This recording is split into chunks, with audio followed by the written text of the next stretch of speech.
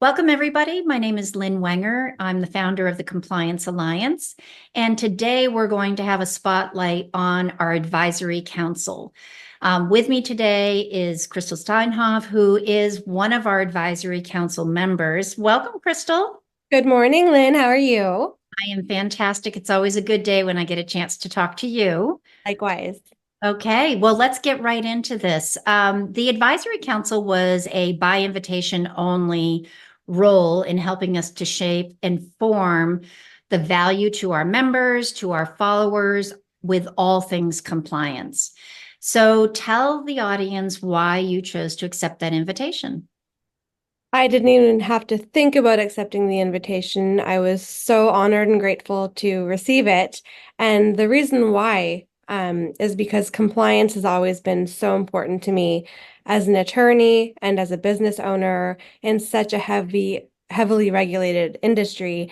I think it's really important not to cut corners and to be on top of the latest and greatest information. So I thought I definitely want to be a part of this.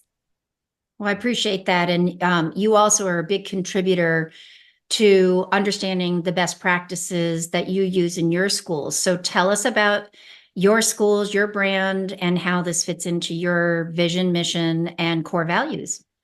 Sure. So I own Thrive Early Learning along with my husband, Rob, and we both were practicing law prior to going on into this journey. Um, and it all started when we were dropping our sons off, who were then 1 and 2, at schools in Savannah. And it was a situation where you're handing over your baby, but you don't really want to, but you don't really have a choice. And the final straw for me was when I went to pick up my 14-month-old and he was strapped into a buggy, facing a television, watching The Jungle Book. And the director lied to me and said it was just a minute or two while they transitioned. But the teacher the next day informed me that, oh no, she does that twice a day for 30 minutes so she could clean the room. And I thought, no, their brains are sponges between birth and 5, and the development is huge. And they're wasting 5 hours a week watching television. I can do that at my house, but you can't do that at school. So that was the beginning of our Thrive journey. Amazing. I mean, that is horrifying to begin with, but there's also some licensing and compliance issues that surround that as well. Yes, for sure. And so when we started this, we had no experience with the childcare industry, but our kids are number one to us. And so as attorneys, we really researched a lot. We brainstormed. We wanted to come up with a really great plan for the best school. And we've succeeded. We've won every award for our county. Our parents are happy. Our teachers are happy. We love our state regulator. We have a great relationship with them. When they come, we celebrate.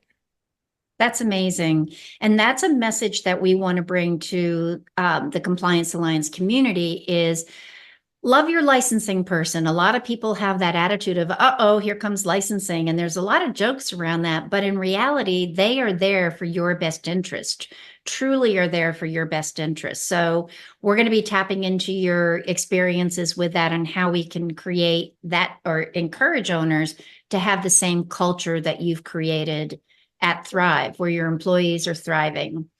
I also want to just mention one other thing, because as I said, the word employee, tell the listeners how you refer to your, not even staff, but talk about that.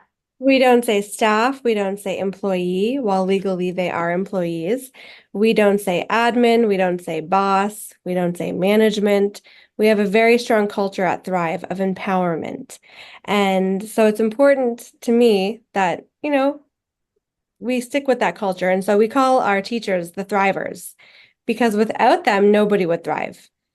When the teachers thrive, the babies thrive. When the babies thrive, the parents thrive. And when the parents thrive, the whole community thrives.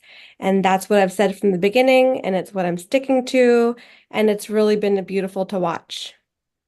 I can see that. And it's when you're referred to as a thriver, it's also an emotion that evokes emotion. I'm thriving. It's a state of mind. It's my contribution, so that the children thrive, so that the school thrives, so that the community thrives, so that the parents thrive. There's so much power in that word. So bravo on that. Very well Thank done. you.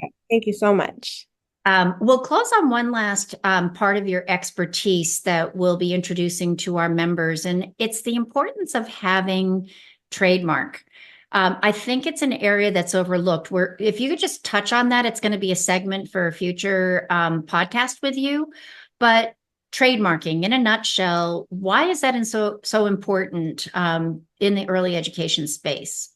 In a nutshell, it's important in this space because we spend so much time and so much money building our businesses and our brands and our culture that you want to protect that. And by trademarking your name, you do that. You're protecting yourself federally, so across the entire United States. So it's great for that, but it's also great for if you plan on growing and selling. It will only help your valuation because you've got more to offer as far as intellectual property goes. It's not very expensive. It can be time consuming, but I think it's worth it in the end to have that protection.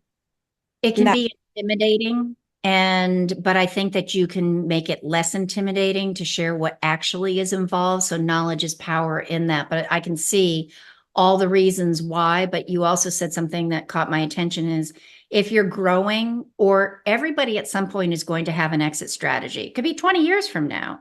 But when you have a trademark, that does increase your valuation, because that's part of the brand and what somebody is buying. The reputation is part of what they're buying.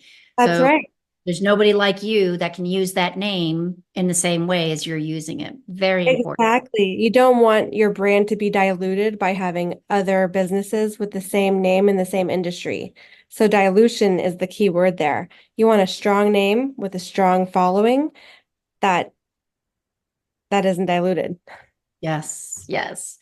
Well, Krystle, thank you again for serving on the advisory council with the Compliance Alliance. We are thrilled to have you part of this and look forward to having you on a future episode. I'm so thrilled. Thank you so much, Lynn. Have a thriving day. You do the same. Thank Thank you.